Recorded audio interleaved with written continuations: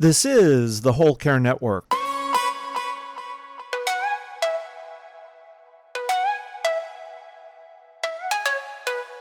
Helping you tell your story one podcast at a time.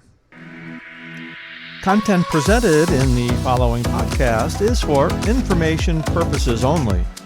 Views and opinions expressed in this podcast are solely those of the host and guest and may not represent the views and opinions of the Whole Care Network. Always consult with your physician for any medical advice, and always consult with your attorney for any legal advice. And thank you for listening to the Whole Care Network.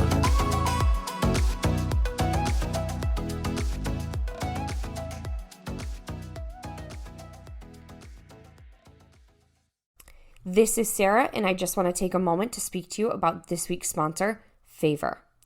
Favor, Inc. is a statewide family-led nonprofit 501c3 organization that is committed to empowering families as advocates and partners in improving educational and health outcomes for our children. Favor is the Connecticut state organization of the Federation of Families for Children's Mental Health. Favor offers a single place for families with children who have medical, mental, emotional, and behavioral health challenges to find information, assistance, and training. To find out more about Favor, please go to favor-ct.org. We are grateful for our opportunity to work with Favor as a sponsor, and now on to the rest of the episode. This episode is brought to you by CogniView. CogniView provides cognitive assessment tools to a broad range of healthcare providers for the early detection of cognitive impairment. Early detection allows patients to address modifiable risk factors sooner, potentially changing the course of cognitive decline. It also allows healthcare providers to develop a plan with the patient and caregiver so the patient can live their best life during their journey. For more information, go to www.cognivue.com. That's www.cognivue.com. Hello, everyone, and welcome to Caregiver Chronicles. My name is Sarah, and today I am here with Carrie Aalberts, who is also better known as Dementia Darling. Carrie has a master's degree in science that is focused on gerontology. She is a certified dementia practitioner. Carrie started Dementia Darling in 2019 as a way to share her passion for supporting the dementia community. Hello, Carrie, and welcome. Hi, thanks for having me, Sarah. I'm so excited to be here. Thank you for being here. I'm so excited because this is my first recording in the new year. Yay! I'm really excited that it's you. As far as I'm concerned, you don't need a special introduction because you are like a big deal in the dementia community, in the dementia influencer community.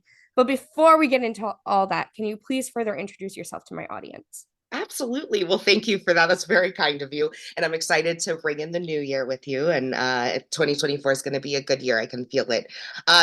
So yeah, I'm Carrie Aalberts. As you said, Dementia Darling. I share tips, resources, education, support, anything that I can for the dementia community at large. I support dementia caregivers. That is my passion in life.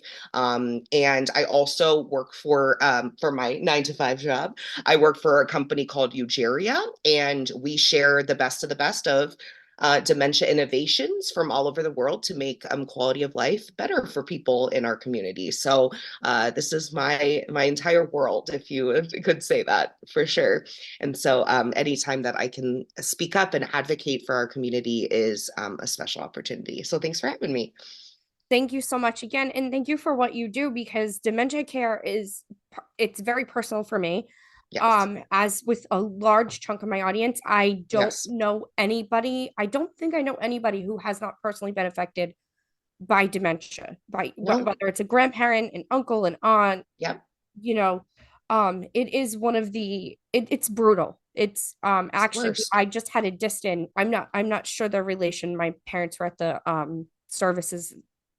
They're very distant, but they just passed in their 90s of dementia. And my dad was like, well, it was kind of a blessing because they were struggling so much. A lot of dementia families feel that way. And it's not fun. It's not a fun disease. Nope. So what got you into dementia care? Yeah.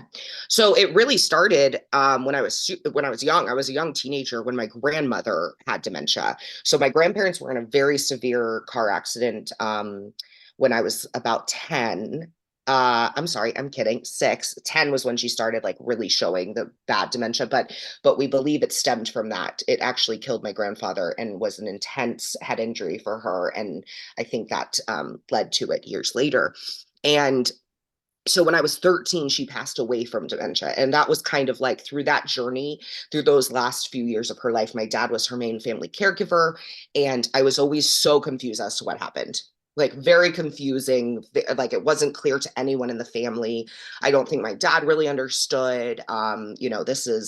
This is like 2000, 2001, it just wasn't talked about much. Like I would go visit her memory care. So that was something that always stuck with me first off. And I always loved elders. So those two things kind of stayed with me. And then I got to college and was able to focus on, they had the program gerontology. So I could focus completely in the study of aging. And I'm not going to lie, I knew that was job security too, because we're all aging, right? So I was like, I'm going to study this and kind of answer some questions for myself that I had growing up about grandma too. And it spiraled into this passion that I didn't know was truly there. I don't think until I started working, my first internship was at an adult daycare center that had children. It was intergenerational. And so it was all the ages together. And it was the most special experience of my life. And that solidified it. I was like, I want to make life better for people living with dementia. And then through that work, I got closer to the caregivers. And then I was like, oh my gosh, these caregivers are freaking amazing. Like, how do they do this? And they don't have support. They don't. They like, I would be the first person, this little 19-year-old college student, to say like, good job. Like, that's sad. Like they should have family members that support them and say good job. And I was picking up on these things, and then through my work and through getting my master's degree, I was really starting to learn more about the caregiver perspective. And my heart is in this for everyone, in this community touched by it. But I really want the caregivers to feel seen and to feel supported, because they don't in our society. So that's what, through my work led me to Dementia Darling. I went way too deep into that question, but that's like, it's just, it started from, something so tragic in our family, and has led me to my reason for being here on earth. So it's pretty interesting to me. Well, I love those stories where and it never happens overnight, where something positive No. comes out of trauma Yeah. or tragedy or whatever, whatever it is. But it does happen. It happens Yeah. often. And I think, again, I think what you're doing is amazing, because Thank you. while you are advocating for the caregivers, you are advocating for dementia patients as well. You are advocating for people who are struggling with the disease. And we do see a lot of that, but we don't see people who understand it. You No. have an understanding in your videos and stuff that you do on Instagram. You have a Thank you. real understanding of what it's like for that person living with dementia, but also the caregiver. Thank And you. in the situation that, yeah, you know what, and when your loved one is trying to elope, and you're the caregiver and you're trying to keep them in there, keep So them hard. safe, but they're trying to elope and they're frustrated because they just want to go to work. That's why they're trying to elope, Yeah. or whatever their reason is. It makes I'm making up the sense. scenario. Yeah. And you as the family member are like, you can't go to work, but you can't say that. How do you redirect? And you go right into that, and what makes things Thank you. good for both of them. And I think that's amazing. And that kind of gets me into a question of, Yeah.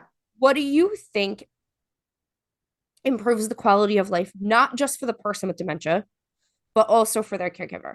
Education. Education. I mean, we don't know until we know.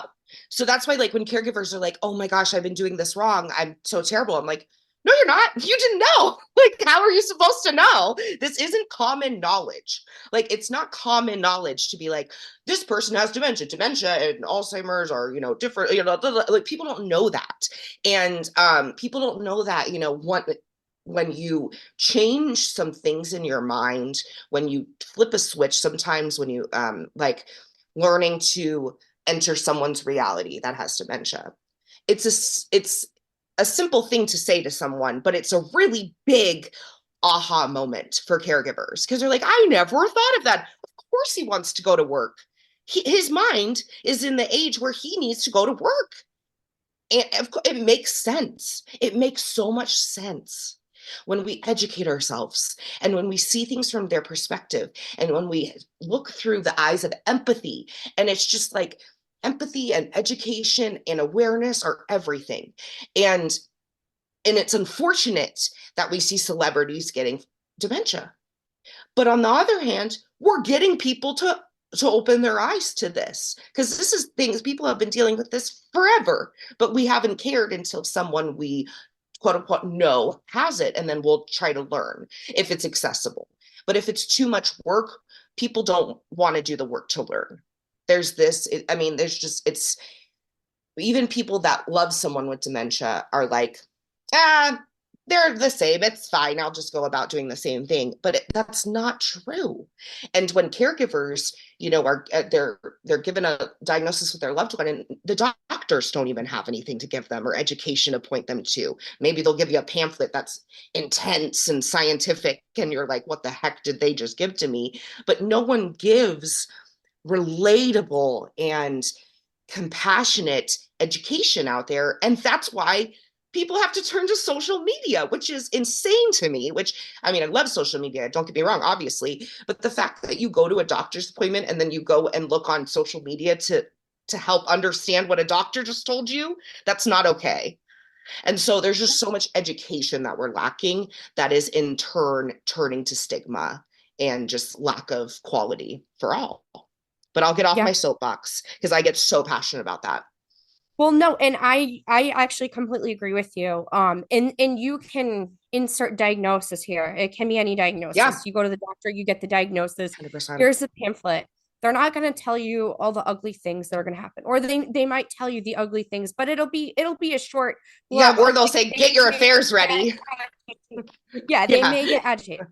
Yeah. They're not going to tell you how to change diapers. Most doctors have no idea how to change a diaper. Even doctors who specialize in, senior care do not know how to change a diaper on somebody who has had an accident, who is a senior. They're not going to tell you how to deal with the ugly, like you said, the ugly behaviors, the stigmatized behaviors, because they don't know. Because a lot of them, while they have that, like, the doctoral, like, scientific training, they don't have that, like, firsthand, like, I'm the caregiver, nursing type experience. I was fortunate that I had that because I was a nurse's aide at 17. So when it came to with my mom, with my grandmother, with certain behaviors and physical care, my mom was also a nurse's aide way back in the day. So there were things that my mom remembered from that career. And there needs to be I think there needs to be like a CNA 101, like a basic, like a nurse's aide class for dementia caregivers. That's 100%. just short little, I need to make this. You should. And the key things that you need to know about dementia, because just like you're saying, so many caregivers have literally been told by a neurologist, get your affairs in order. Like, you just gave them an early stage dementia. This could be 10, 20 years. So you can't start with sadness. You can't lead with get your affairs in order, because they're going to listen to their doctor. I would, of course, if my doctor said that. But when you have education, you know that there can be quality of life. You know there can be happiness. There can be life. There's life to be lived. But it's just we have to adapt, just like any other thing that we might get diagnosed with through life. But we have such lack of education and insight from the doctors, because they don't learn about it. Pharmacies, oh my gosh, pharmacists don't even learn about older bodies really in school. I hope that's changed since I learned this, but so they don't even know when they're prescribing meds if it's gonna react differently to a different body. It's nuts to me, the lack of education across the board, because the caregivers, the family caregivers, and the CNAs, they know it more than any of the people above them. Oh, hospital staff. We've been in hospitals with my grandfather with dementia, my grandmother with dementia, and the nurses and the nurses' aides in the hospital. And again, I'm grateful for them. I'm not bashing them, but they didn't know how to handle, my grandmother had me by the neck. She had me by the neck and was threatening to kill me. And I'm gently taking her hands, and it's okay. I'm not going to hurt you. we're gonna go home soon. Like, don't hurt me. Little Jeremy's gonna be upset. And she remembered my son, little Jeremy. She loved him. Let go. And the security guard's like, I don't know what to do. He's like, I can't. I'm like, you're not gonna tackle my 80-year-old grandmother. I'm like, I'm fine. I have this. But like the hospital staff doesn't even know how to handle dementia sometimes because Not at all. there's not enough training. There's just not enough training in healthcare. So families, No. it's even worse. And like long-term care staff, they get all these special in services and trainings, and you have to have to work on a dementia unit, you have to have this dementia Yeah, certificate. So they do get, and they get the annual dementia trainings and things like that, but it's not great. it's not the same. I was gonna say it's not that great though. Yeah, it's a It 15-minute depends. video. Yeah. Experience is key, and there's so much, and there's so much to dementia care. It's not black and white. It's not an 8-hour course. It's an ongoing learning experience. I'm still learning things every day, and I've been in this for 11 years. I mean, I still am like, I don't know what to do in this situation. I don't know. And I'm honest about that because it's hard. And if you don't, because if you meet one person with dementia, what? You meet one person with dementia. So when I've cared for many people, but still, I have people that ask me about their loved one. What do you do? And I'm like, I've never cared for someone like that. I don't know. Let me think about that. Because we don't know. And it's really scary because in my travels for work, I go to all these different places. I go to, amazing, beautiful, insane places, senior living, memory care places. And then I go to places that are struggling. And across the board, in my thoughts, the memory care training just is not adequate. Even if they say they have it, you can tell because the CNA is in the corner arguing with someone with dementia. It's like, you're kidding, right? So it's frustrating. I'm actually wearing my Teepa Snow shirt because she's my favorite. Like, Teepa Snow is the best of the best for training. And I hope and I know it's expensive, and I know it's expensive for places. I get this, but we have to put money into this. We have to invest in this because education is key, and then you can keep staff longer. But I won't go into that. Yeah, and again, that's all. That's another episode. Well, exactly, but it's true though. But being on the other side of that, and being the CNA, that's yeah. No, you don't have the education. You're just trying. You're just like there out of right. this the love in your heart, and you're like, I love this woman. I'm here to help her, but I don't know what I'm doing, and it's no fault to you because you weren't set up for success, and you're set up to burn out and take the heat from families. Exactly. And sometimes things can be and again, and a lot of times, like with dementia progression and behaviors in dementia, you can find secrets, like little tips or guides or ideas if you look at their social history and in the charts. And a lot of medical charts now, CNAs can't access them anymore. No. Because of HIPAA. But if you let them learn the social history, Fred worked third shift. Well, Fred doesn't sleep at night. Why doesn't Fred sleep at night? Because his whole life he worked third shift. So at 11 o'clock at night, he gets up, he's agitated, he's wanting a nap all day. What do we do about Fred? We give him something to do at night. They're gonna think we're gonna put drugs in him and put him back to sleep or something. But that was his whole life. Like you were going to say, right? And I know, and that's what I love is actually at the Teepa Snow conference this year, she was talking about that because they're starting to do it with like clip art. They want people to use, because then it's like not a HIPAA violation, and it's like clip art. It's like a couple things to show each person, and then it's like a cue to the staff. And I'm like, that's helpful. It's something like, because they're not given much there. And even if you are, it's maybe put away somewhere where you can't find it fast enough when you're in the heat of a moment, in the heat of an, issue, quote unquote. It's a real, it's such a difficult job for family, for professional caregivers. Just, there's so much systematic change that needs to happen. And there's nothing in my head that we can do until that happens. I mean, we can do what we can, to spread, but for the big picture, that things need to change above us, unfortunately. Absolutely. And also with social history too, certain personality, and I just want to say this because this has happened to me twice. And one time it was a good thing for me, and another time it was a bad thing for me. I had 2 different residents in 2 different facilities at 2 different periods of time. One resident thought I was his ex-girlfriend, like his high school girlfriend. And Been I there. was able to calm him down when he was agitated. And when his family was visiting, they were like, that's so and so. And they were like, she just kind of sound and look a little bit like her. So I was able to help this man when he get agitated because So I reminded nice. him of someone. And in one case it hurt me. I had a resident put her fist up to my face and say to me, you ungrateful little so and so. Mm-hmm. The family one day was visiting, and it got to the point where it was I every time I went in that room, that woman just got agitated. And one of the family members was like, you look a lot like our And niece it who makes he sense. had a falling out with. I Makes went and told sense. my director of nurses, hey, listen, this is something you need to know. I have an issue with this. I look like somebody that hurt her. Mhm. Now I get it. It's not personal. It has nothing to do with me. I Nope. can't control my physical features, and some of my mannerisms I can, some I can't. And but it's like just knowing that stuff with the family is so important. It's Was this huge. person hurt by somebody? Because that's going to make a difference in your approach. Was this 100%. person a victim of an Mhm. assault?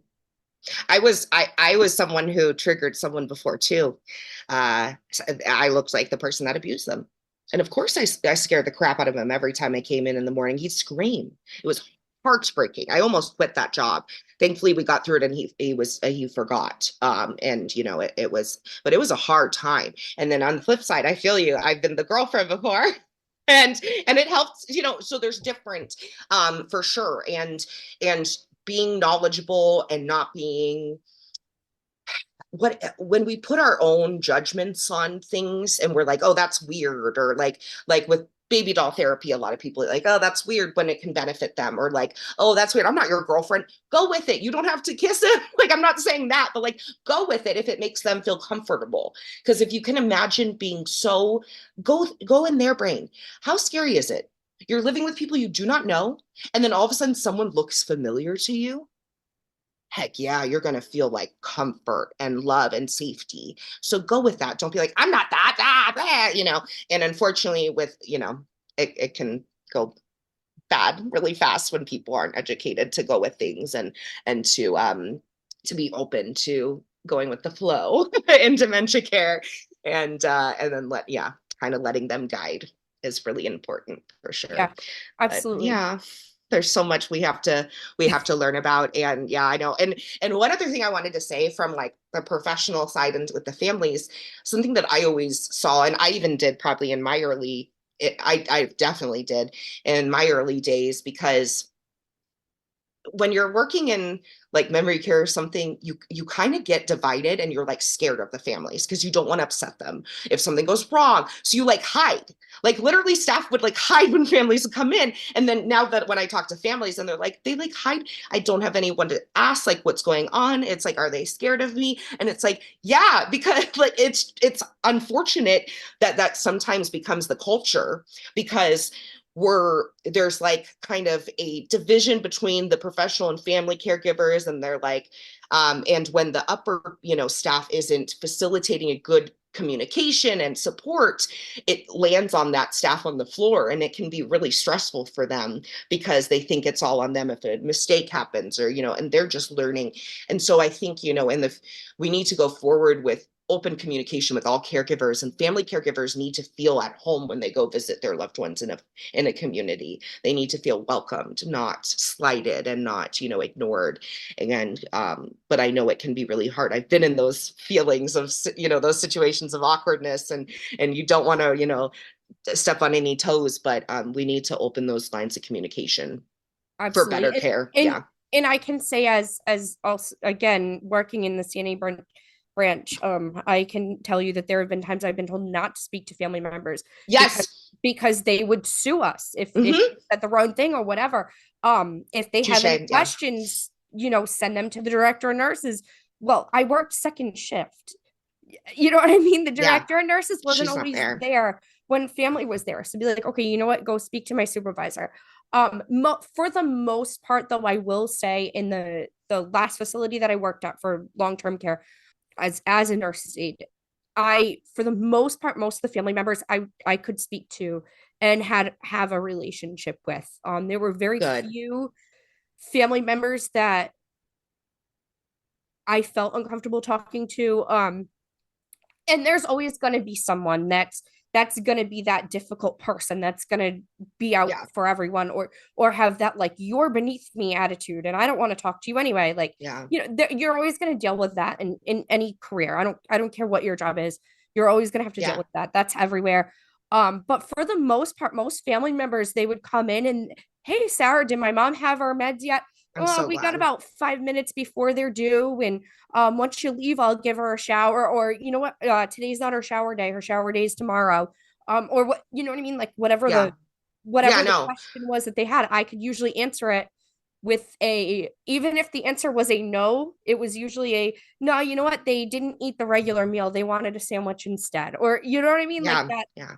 No, and that's huge because because it sucks because now that I'm on, looking from different perspectives, this caregiver is coming in one of the most stressful times of their lives.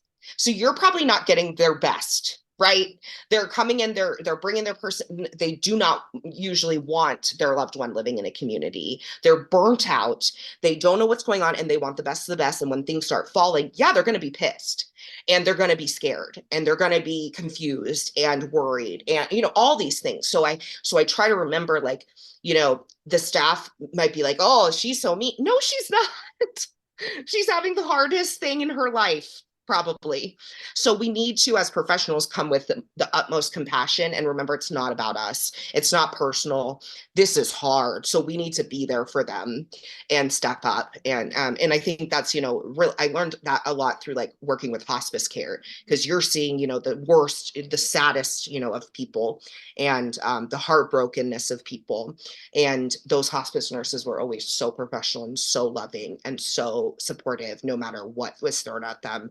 And I just think that is so admirable. So that's another thing, like as a professional, I want to make sure is very clear that we step up for people in their darkest time and not turn away because it's uncomfortable for us. Exactly. And Yeah. coming from the caregiver perspective professionally, and again, as a Yeah. family caregiver, that communication is so Key. important on all levels, because that's where Mhm. your questions get answered. Yes. That's where you find comfort. That's where You you know, think of questions too, because you like don't even know how to verbalize things. They give you names of things that you're like, I didn't even know this could happen. And especially with dementia, when it's a progressive disease that no one knows what's coming around the corner sometimes, having a confidant, having someone is huge, huge. yeah, Yeah. absolutely. Well, thank you so much for that. And then Yeah. I also want to ask you, one of the largest social media influencers for caregivers and dementia patients. Why did you go to social media like Instagram and Facebook to talk about Yeah. dementia? As I was saying in the beginning, like I would meet these caregivers and I would often be the first person that would say, this sucks, and hug them and say, you're doing a great job. Like, thank you. Like, I'm so sorry you've had to do this all these years, and they'd be like, I've been doing this 10 years. No one's ever acknowledged that. And I'm like, oh, that just knife in the heart every time I heard that. So I was like, how can I virtually hug caregivers? How can I spread this message so it's not just these one-on-ones that I have the pleasure of, meeting through my work, but how can I reach more people so they do not feel alone? How do I get these little towns, these people in little towns that feel so alone and in the darkest of places in their life and so confused, and tell them you are not alone? And that's social media. And Instagram, I always felt really safe on and comfortable on. And so that was where I started. And it just grew. I feel like it was myself and like dementia care blazers, and then a few caregivers like Life with Grams and Career and Caregiving Collide, and it was just wonderful. And it's just grown immensely in the last 4 years. This community is insane. It is so beautiful. It is heartbreaking how many people are in our community. I wish no one was in our community, right? I wish no one needed me. I wish, we didn't have to talk about dementia. I wish it didn't exist. But unfortunately, here we are. And we need support. We need community. We need more than, just talking about prevention. We need to talk about what's happening right now for people living with dementia and their caregivers. What is happening in daily lives in people's homes that makes them feel so isolated, when there are over 11 million caregivers in America and we feel isolated, that's an issue. Why? Because we don't talk about it. And so I think social media was honestly, I think people were begging for this kind of, support. And some of the bigger, dementia care places and Be Like Care have blown up because people need that, tangible videos of how to do things, and it's just incredible, and it's teaching people to move throughout their lives with this knowledge, and start younger to know these things, because there's so many. I think it's 1 out of 4, or maybe it's 2 out of 4 now. No, 1 out of 4 caregivers is a millennial, but maybe it's more now. um and Gen Z too. So yeah, I mean, we need to talk about it. And so thankfully, people are. There's so many caregivers sharing their story, which makes my heart sing, because they're the heroes and they should share what they're going through, and they should get paid for it, and they should, be seen. So yeah, I think social media was a great way to start, and it's crazy to think it's been 4 years. Well, thank you so Yeah. much, and thank you for what you do. So another question I have, do you know, I actually find that 1 out of 4 millennials is a caregiver statistic, Okay. or it could be more. It could be I thought more. it was I more. don't know if it's just dementia or if it's just caregiver. I think I was Like, talking dementia. It was 1 out of 4 dementia caregivers. So I think it's okay, way more, because like, overall. I know that millennial caregivers is definitely, and I mean, A lot. I am a millennial, an older millennial. So as my generation ages, so are our parents who are boomers, Hmm. Gen X. They're gonna eventually have, and I hate to say this, but they are probably going to have dementia if they live to a certain point. Yeah. Just because there's what I think there's like 75 to 100 different things that cause dementia, several different types. It doesn't necessarily So mean many. Alzheimer's, but there's probably going to be some brush with dementia at some point in life. Do you know what the stats are of people living with dementia right now? In America, they say people living with dementia, like all different types of dementias. This is from I usually go with the numbers from Alzheimer's Association, and they usually do Alzheimer's and other dementias, but Alzheimer's is the most common form of dementia. But there's hundreds of types of dementias, which is important to note. But as of 2023, they said like 7 million are in America, and I think it's like 53 million worldwide or something like that. I think that is so underreported. It's not even funny. It's got to be more. I'm like, the diagnosis is so low. We're not diagnosing people, certain types of dementias like FTD. Let's say it happens when you're younger, usually, and that changes your personality. So those are going underreported because people just think it's something else. They're being a jerk, whatever. There's a lot of underreporting across the board. But they say there's about 11 million caregivers. So there's about 2 per person living with dementia, if you think about it, in America. And that's only going to grow, because they say with someone living with dementia, there's usually about 5 people involved that are being, like, touched heavily, maybe not caregiving full time, but so many people are affected when one person is diagnosed. It's not just the one person with dementia. But yeah, I think the numbers are underreported, as I said. I really do. Especially in other countries where there really isn't, a diagnosing process.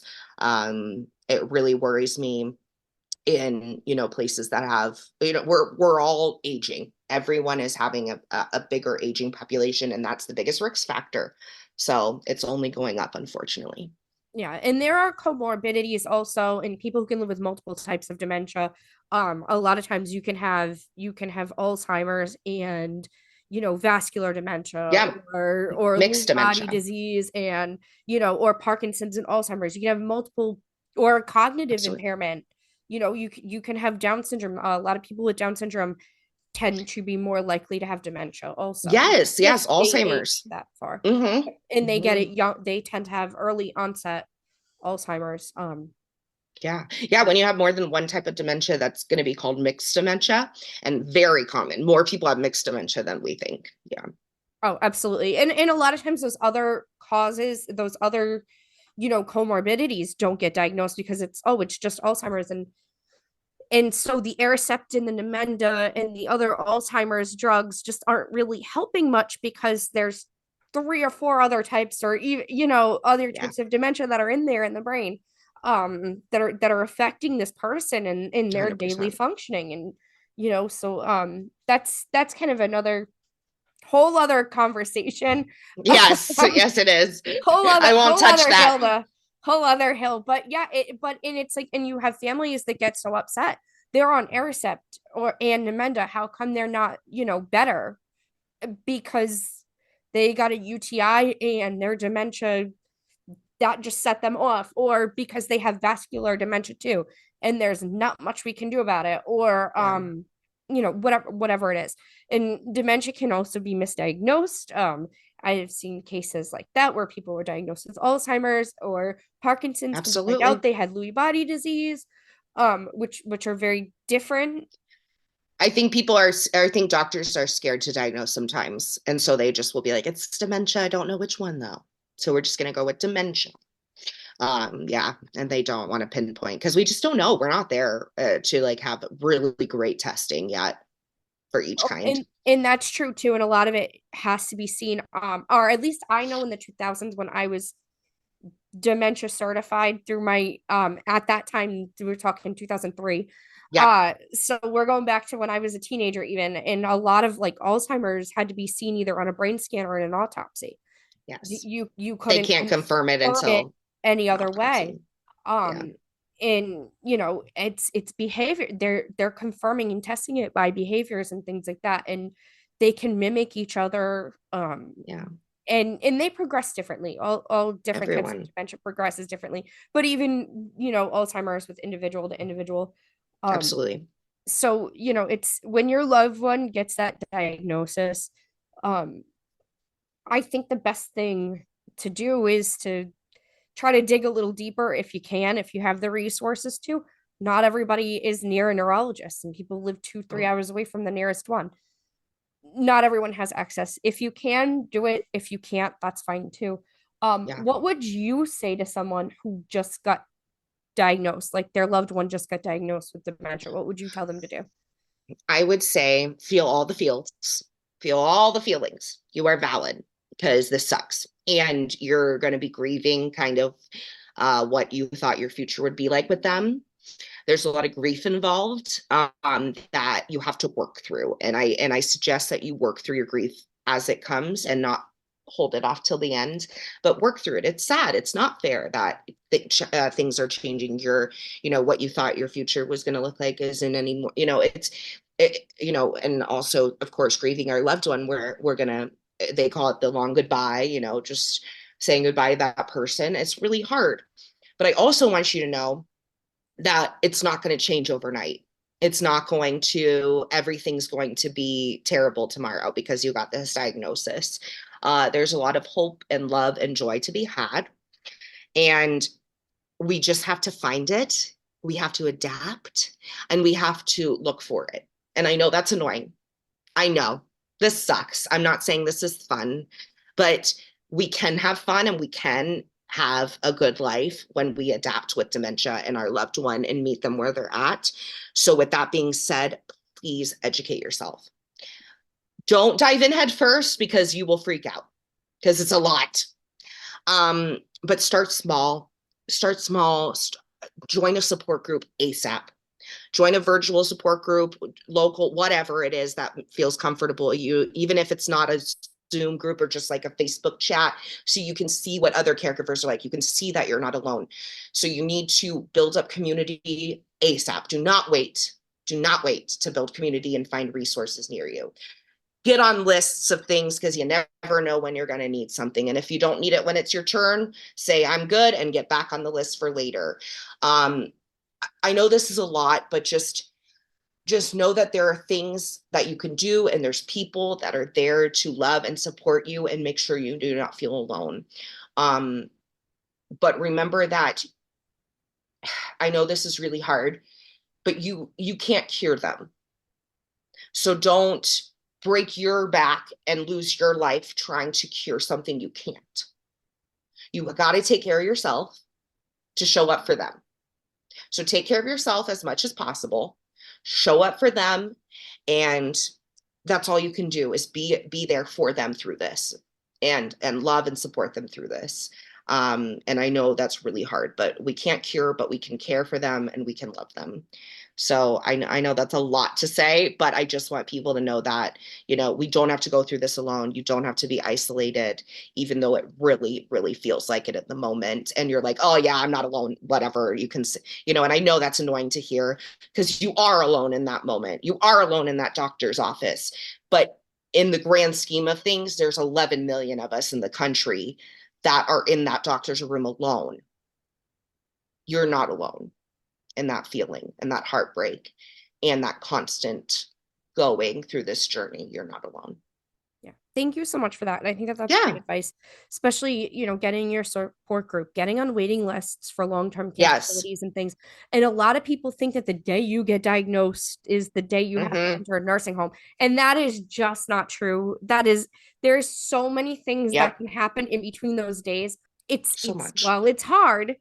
And it's hard to do the care and do all the things. It doesn't mean day one means your life changes overnight. Your life's over.